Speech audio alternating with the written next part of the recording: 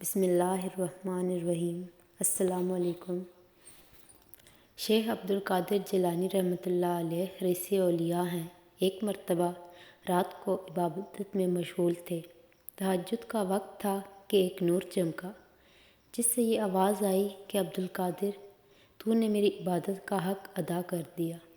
اب تو اس مقام پر پہنچ گیا کہ آج کے بعد تم پر ہماری طرف سے کوئی عبادت فرض نہیں، نماز، روزہ، حج معاف، ہم نے تمہیں جنتی بنا دیا۔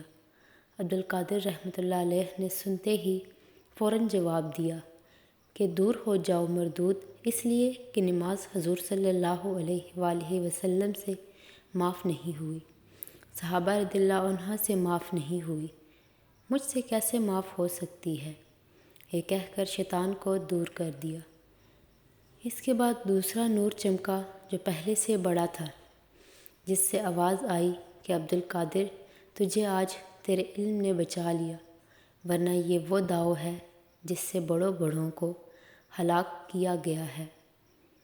اگر تیرے پاس علم نہ ہوتا تو ہلاک ہو جاتا۔ شیخ عبدالقادر رحمۃ اللہ علیہ نے جواب دیا کہ جا مردود، تو مجھے دوبارہ بہکاتا ہے، میرے علم نے مجھے نہیں بچایا بلکہ میرے اللہ نے مجھے بچا لیا۔